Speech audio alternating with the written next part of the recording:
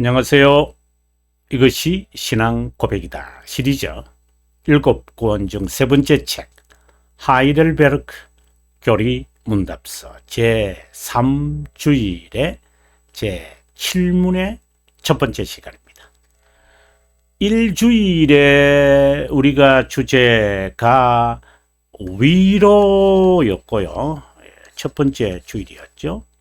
그 다음에 두 번째 주일이 우리의 비참함이었고, 이제 3주일은 타락에 관한 이야기입니다. 그 중에서 우리가 지난 시간에 이어서 7문을 보는데, 그 첫 번째 시간입니다. 7문의 내용의 본문이 88페이지에 있는데 이 책입니다, 여러분. 88페이지로 여러분 저와 함께 가서 오늘 그 내용을 먼저 고백하고 그런 후에 그 주석을 어떻게 하는지 의미가 무엇인지 여러분 저와 함께 찾았으면 좋겠습니다. 88페이지입니다. 인성의 타락은 어디서나 이렇게 되어 있습니다. 인성의 타락, 그러니까 타락성이겠죠. 다르게 말하면 타락성은 도대체 어디서 온 것이냐, 이 질문입니다. 나군에 있던 최초의 부모인 아담과 하와의 타락과 불순종에서 온다 라고 되어 있습니다. The fall 그리고 disobedience.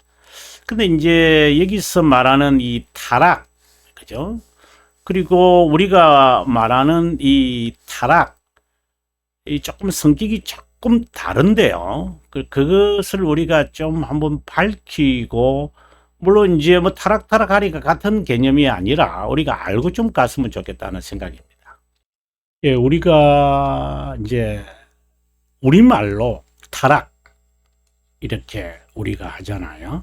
타락.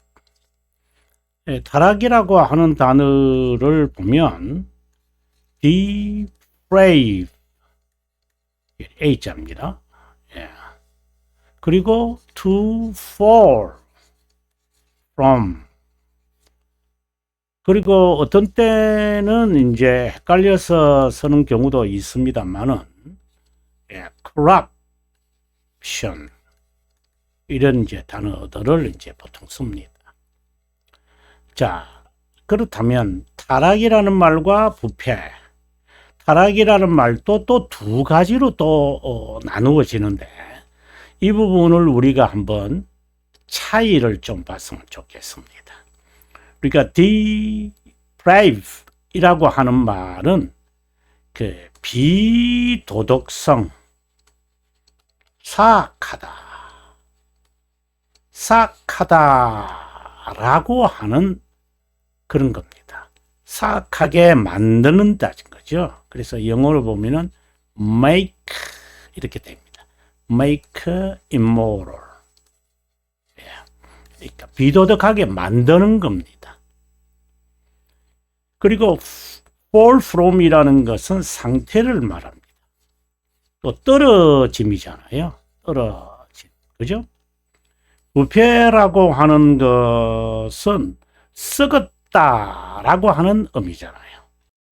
오염이라는 단어로도 쓸 수 있죠. 조금 성격이 다르죠. 예.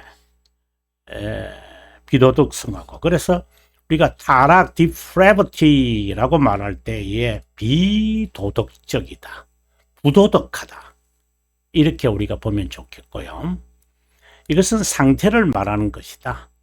하나님과의 관계와 이 디스커넥이 된 거다.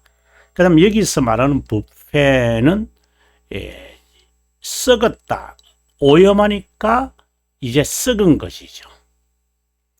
조금 다르죠, 여러분? 그래서 우리가 인간성이, 지금 여기서 우리 질문이 인간성이 왜 타락했느냐, 이게 타락은 어디서 오느냐, 자, 이런 말인데요. 그 다음에 제가 좀 설명을 하겠고요. 그 다음에 또 하나 우리가 기억해야 되는 것은 total depravity 우리가 돌트레이터 3장과 이 4장의 제목 가운데 하나가 그러니까 좀 더 정확하게 말하면 3장이죠. 4장은 이제 불가항력 resistible grace니까 불가항력적인 은혜다 이 말이고, 그 다음에 또 하나가 있습니다. absolute depravity. 우리말로 번역을 하면은 절대 타락. 이것은 전적 타락. 지금 우리가 주장하는 것은, 주장이라기보다는 성경에서 말하는 것은 이거잖아요. 전적으로 타락했다는 거예요. 그래서 트랍이 되는 거죠. 모든 인간의 모든 것이 다 부도덕해요. 악해요. 그거하고 이 타락이라는 것은 개념이 조금 달라요. 전적으로 타락한 것이 아니라, 절대 타락이라는 것은 성령의 은혜 역사가 있으면 모든 것이 타락한 것이 아니기 때문에 회복될 수 있다. 성령의 역사에 의해서, 성령의 역사에 의해서 달라지는 겁니다. 여러분 잘 들으셔야 됩니다. 우리가 성령 하나님의 역사에 의해서 우리가 선을 행할 수 있다고 말하는 것이, 자칫하면 이것은 아르미니우스주의에 빠집니다. 아르미니우스주의라고 말해도 돼요. 그러나 이것은 달라요. 그러면 이것과 이거의 차이, 아니 우리도 이렇게 생각하지 않나요? 성령의 충만이 있으면 뭐 바뀌고 뭐, 맞죠? 그것은 하나님이 보시는 측면이고, 나를 sanctification 하는 것을 말하죠. 이 둘 다 sanctification은 맞아요. 그러나 여기에는 무엇이 따라오느냐? perseverance가 따라오는 거예요. 뭐죠? 견인이요. 그럼 여기는요, 성령의 역사로 있어서 내가 선을 행할 수 있도록 바뀌어졌기 때문에 내가 행한다. 여기는요, 그러면 전적 타락은요, 하나님이 보시는 관점에서 내가 변한 거예요. 내가 변하는 것은 영적 전투를 통해서 변화되고 또 싸우고 계속해서 해야 돼요. 여기는요, 성령하면 죽만 받고 뭐 로만 카톨릭처럼 내가 부양되어졌고 내가 부팅되어졌잖아. 그래서 내가 강할 수 있는 거야. 그 자기 감정 아닌가요? 아르미니스주의 아닌가요? 여러분, 지금 한국 교회가 대부분이 absolute depravity 아닙니까? 말은 전적 타락이라고 하면서 견인을 강조하는가요? 이들은 견인과는 상관없습니다. 여러분이 분명히 알고 우리가 좀 접근해 갔으면 좋겠습니다. 자, 그러면 다시 본문으로 돌아오겠습니다. 제가 두 가지를 말씀해 드렸죠. 인성의 타락은 어디서 오느냐? 여기서 말하는 타락이라는 것은 imoral이라고 했습니다. 또는 악하다, 사악하다는 말이죠. 그래서 사악하게 만들어요. 그 다음에 이제 부패라는 말로 제가 이제 많이 쓰는데요. 그 다음에 부패가 나오지. 본성에 너무 부패해서 이것은 오염시키는 거예요. 오염. 좀 성격이 비슷하죠. 네. 그러나 이 depravity는 어떻게 본다면은 fall과 플러스 그 다음에 corruption이 있다고 보시면 돼요. 이렇게 보시면 좀 이해하기 쉬울 거예요. 자, 한번 보도록 하겠습니다. 낙원에 있던 최초의 부모인 아담과 하와이의 타락. 네. 불순종에서 왔다. 하나님과의 관계를 말하는 거고, 디sobedience는 실제로 안 한 거죠. 좀 더 자세하게 설명할게요. 자, 여기서 우리의 본성은 어떻게 됐어요? 오염이 되어져서, 이것은 무엇과 관련이 있느냐?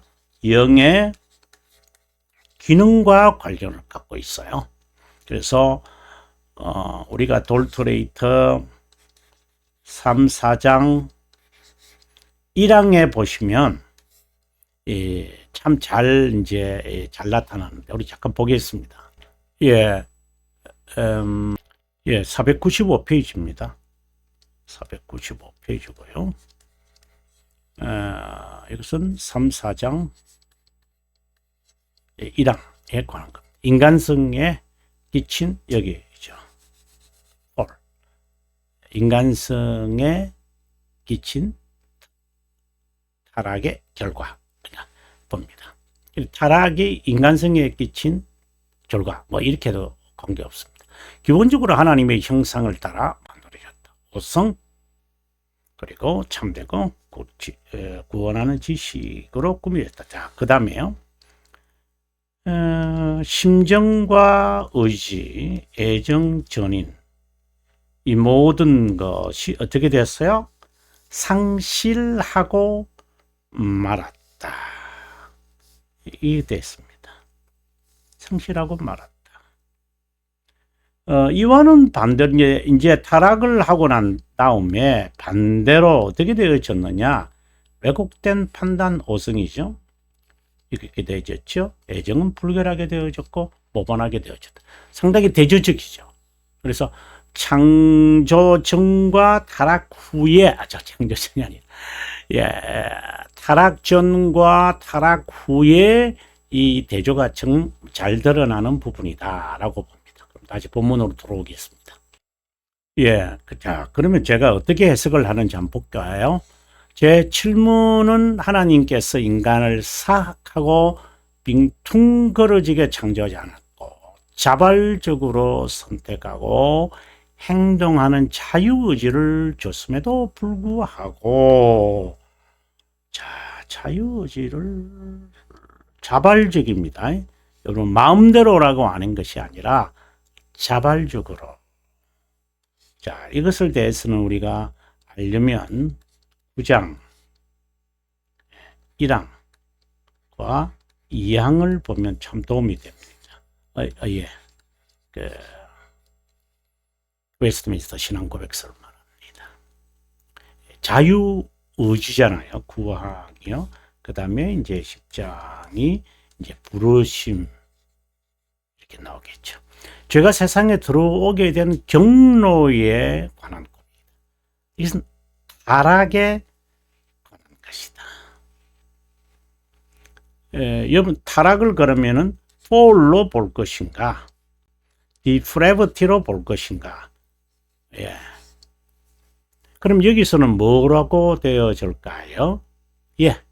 depravity죠. 인류 최대의 사건이기도 하지만 인간이 불변적으로 행하는 죄의 형태라고 말할 수 있다. 타락으로. 자, 이것은 fall이에요. 관계가 단절되고 상실되었다. 우리가 돌토레이터를 방금 봤습니다만은 소결의 문답에서도 이제 19를 보면 됩니다. 지금 우리가 이제 19문, 소결이 19문으로 왔는데 볼까요? 타락한 상태에서 fail, 제가 아까 fall이라고 하는 것은 상태라고 했거든요. 인간의 타락으로 fall이잖아요. 그죠? 교제가 상실되었다. 이것은 임하고 대의를 말하는 거죠. 그죠? 이 이야기를 하고 있는 거예요. 그 다음 우리가 18문을 한번 잠깐 볼까요? 자, 타락의 상태에서 지닌 죄성은 무엇인가? 인간의 그 죄성에 대한 이야기를 합니다. 이게 보시면은 전 본성의 부패다. 그렇죠? 오염된 전 본성의 부패가 일어났다. 이제 여기에서 실제적인 범죄가 일어난다라고 되어 있습니다. 예, 그 다음에 영의 모든 부분은 부패했다. 코랍이죠. 이것은 soul이죠. 그 다음에 여기에 타락은 depravity죠. 이렇게 정리되면 좋겠습니다. depravity는 이 두 가지를 같이 포함하고 있겠죠. 타락의 기원에 관하여 고백을 한다. 여기에 6장 대결이 우리가 이걸 봤습니다만은 펠라기우스나 아르미니우스파 계열은 인간의 타락을 부인하고 자유의지, 이들이 주장하는 거거든요. 자유의지는 방해를 받았다. 이게 방해를 받았다. 또는 장애가 제거되면 자유의지는 활동할 수 있어요.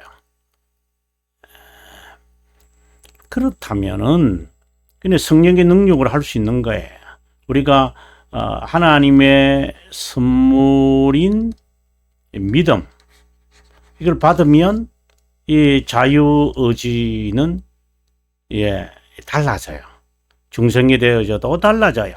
그럼 이것은 처음에 제가 말씀드렸다시피 absolute depravity를 말하는 거겠죠. 그죠?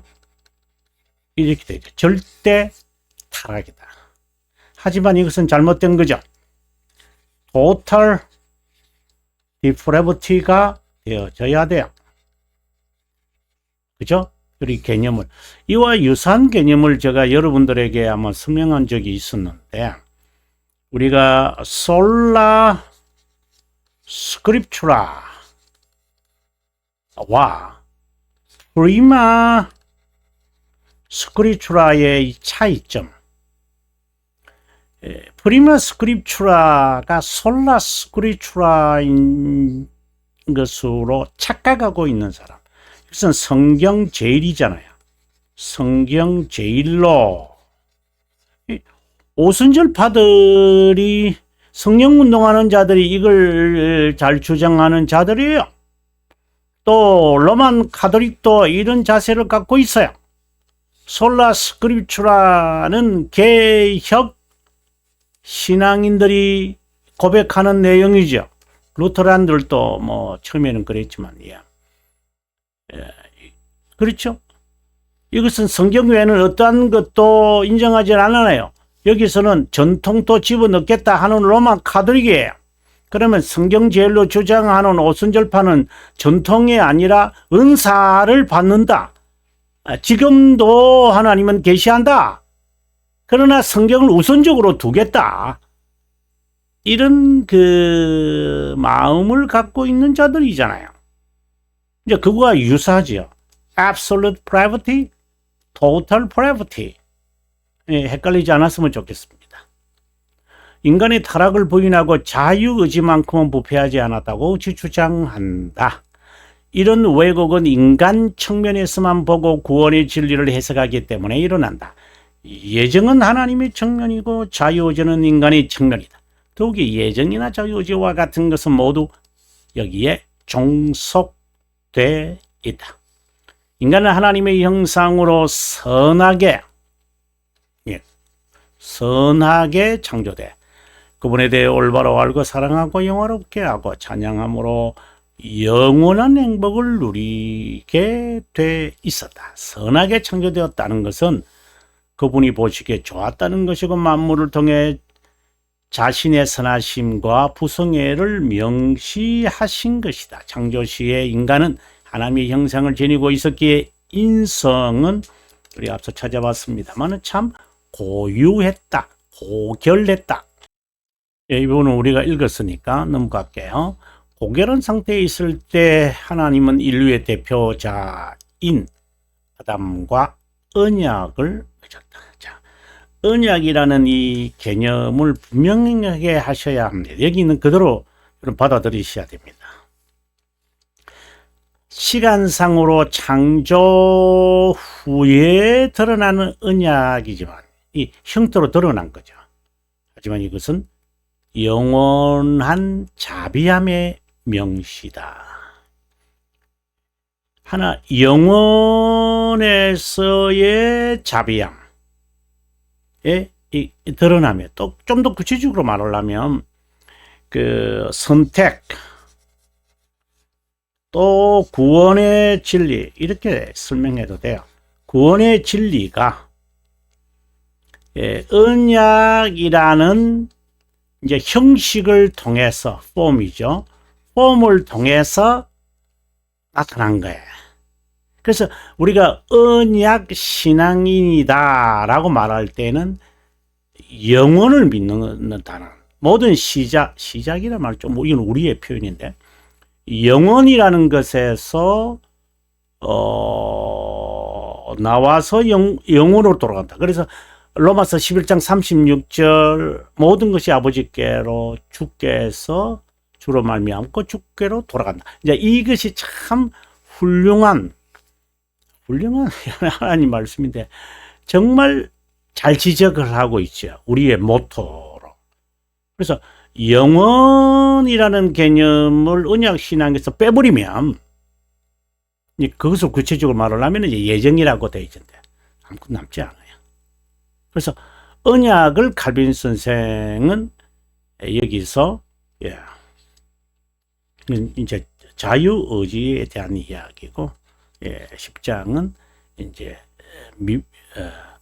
미래 삶, 현재 삶에 대한 이야기잖아요.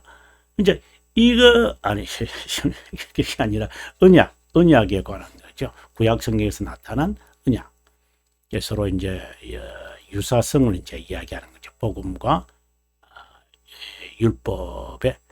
복음과 율법에 관해서는 이제 2권 9장에 나오고 10장에서는 그 유사성을 이제 설명합니다만 자비함의 언약이라고 말합니다. 그래서 좀 더 여러분 이해하시려면 이 부분을 그리고 해설자용 283페이지를 보시면 됩니다. 그래서 언약이라고 하는 이 말 자체가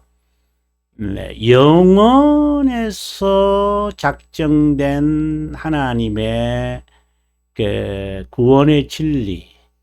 그리고 영원에서 작정될 때에 그리스도 안이라고 이제 표현을 하는데 그것은 시간에서 이제 구속 사역으로 드러나는 것을 말하고 있는 거죠.